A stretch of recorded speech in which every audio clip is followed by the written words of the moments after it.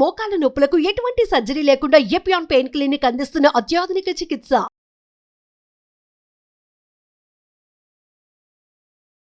Homeopathy, ఆయుర్వేదం, allopathy లేదా English medicine ఏదంటారు.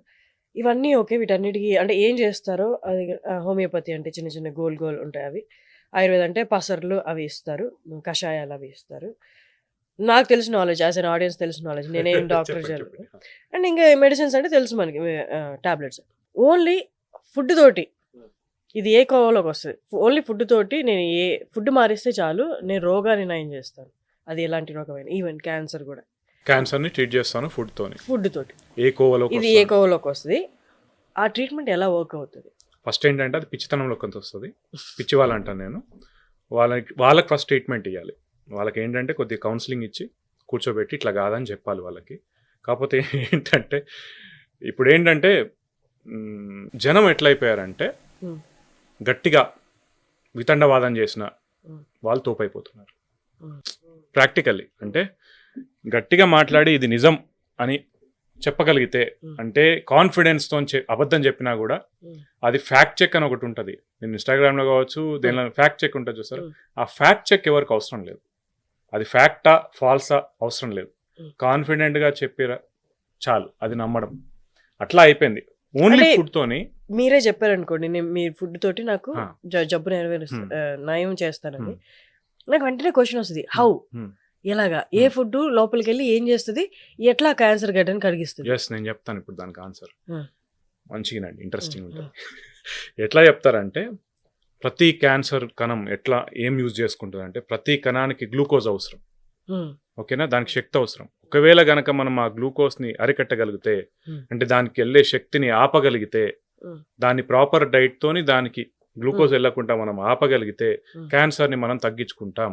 నేను చెప్పే డైట్ వల్ల అట్లా జరుగుతుంది, నేను ఇచ్చే మందుల వల్ల అది జరుగుతుంది అని ఎఫెక్టివ్గా చెప్పాను అనుకోండి, మీకు ఆ ఆరా క్రియేట్ అయిందనుకోండి, నమ్ముతారు, డెఫినెట్లీ నమ్ముతారు. అప్పుడు మీరు ప్రశ్నించాల్సింది ఏంటంటే కేవలం డైట్తో ఓన్లీ క్యాన్సర్ సెల్కి, ఓన్లీ క్యాన్సర్ కణానికి లేదా క్యాన్సర్ గడ్డకి దానికి మాత్రమే నువ్వు ఎనర్జీని ఎట్లా ఆపగలుగుతావు, మిగతా బాడీకి ఏం చేస్తావు, అది అడగరు. అదే జరుగుతుంది ఇక్కడ.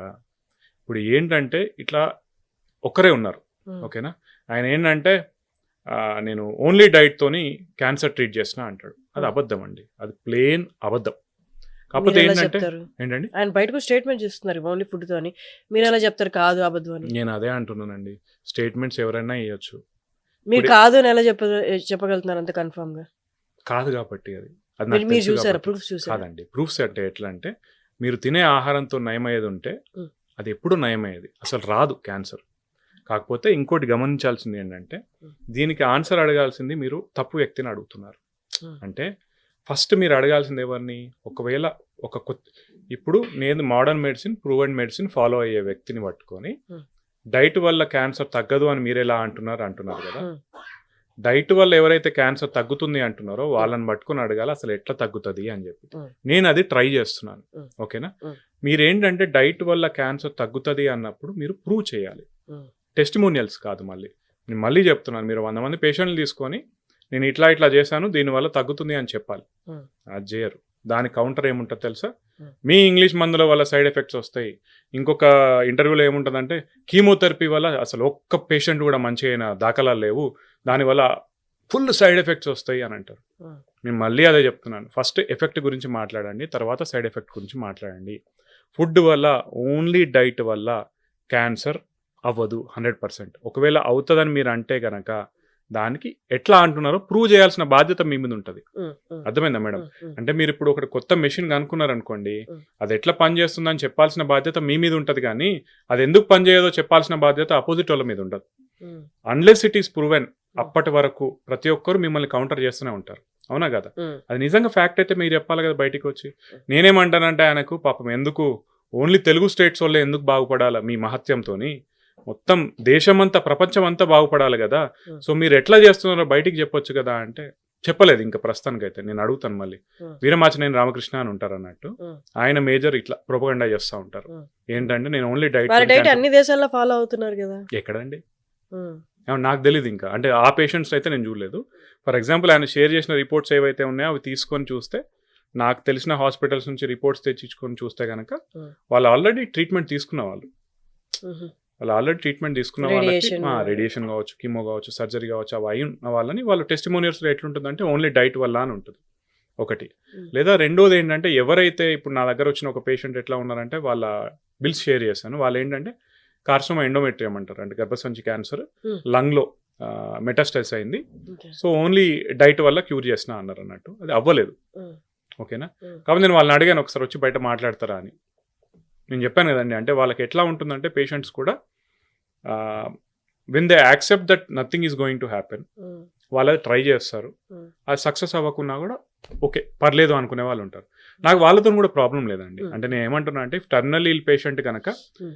నేను ఏం చేయలేము అనుకున్న వాళ్ళని కనుక నేను డైట్తో క్యూర్ చేస్తా అనుకుని నువ్వు తీసుకొని ట్రీట్మెంట్ చేయి, ఏదో ఒకటి చేయి, Hmm. ప్రాబ్లం ఏం లేదు. Hmm. కానీ కొంతమంది ఏమవుతారంటే Hmm. ఇది నమ్మడం వల్ల ఎర్లీ స్టేజెస్లో వచ్చి కూడా ట్రీట్మెంట్ తీసుకునే అవకాశం ఉంది, డైట్తో నేను మంచిగా అయిపోతా అని చెప్పి. Hmm. వాళ్ళకి ప్రోగ్రెస్ అయితే కష్టం కదా. అటువంటి వాళ్ళు ఉన్నారా అంటే ఉన్నారు. ఇప్పుడు నన్ను పట్టుకొచ్చి తీసుకురమ్మంటే కష్టం నాకు. వాళ్ళంతటే వాళ్ళే రావాలి. ఎందుకంటే ఇప్పుడు మీరు రేపు ఇంకొకళ్ళు వాళ్ళందరికి కావాలి కదా. నిజంగా అది ప్రూవ్ అయింది అంటే మీరు బయటకు వచ్చి చెప్పండి, ఖచ్చితంగా చెప్పండి. అది ఖచ్చితంగా మిగతా వాళ్ళు కూడా ఫాలో అవుతారు, మీ ఫ్యామిలీ లాగే వాళ్ళు కూడా కదా. నేను అనేది ఏంటంటే అండి, ఒకవేళ ఇది కరెక్ట్గా నిజమే ఓన్లీ డైట్ వల్ల మంచిగా అవుతుంది అంటే every one should follow it. Everyone should follow. నేనే ప్రొపగేట్ చేస్తానని చాలాసార్లు అంటాను, కానీ ప్రూఫ్ లేకుండా నేనే ప్రూఫ్ నేను ఎంతమంది ఇచ్చాను బిఫోర్ ఆఫ్టర్ అని పెడితే ఏం స్టూపిడిటీ అది. కౌంటర్ చేయాలి.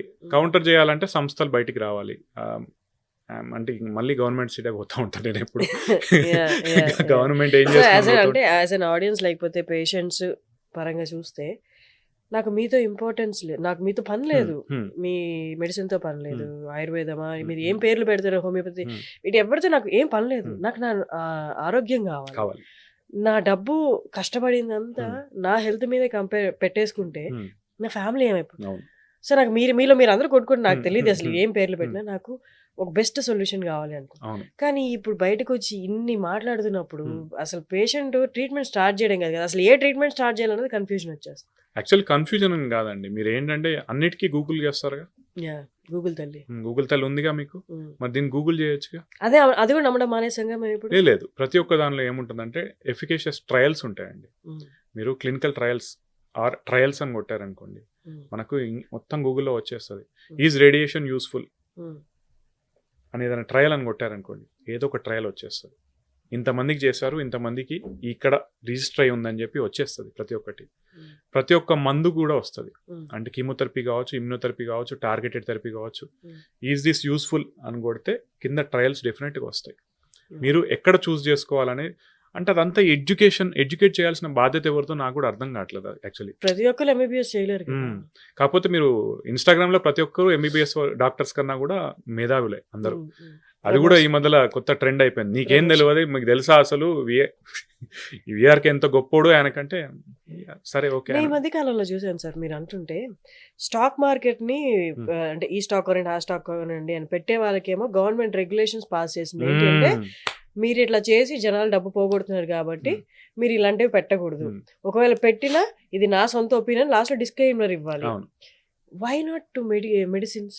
నో, వాళ్ళు అందుకే ఏం చేస్తారంటే ఎవరైనా ఈ ప్రాక్టీస్ చేసే వాళ్ళు ఏం చేస్తారంటే ప్రతి వీడియో ముందు డిస్క్లైమర్ ఇస్తారు. పాయింట్ నెంబర్ 1 ఇస్తున్నారా? మెడిసిన్స్ వాడమని చెప్పే వాళ్ళకి కూడా.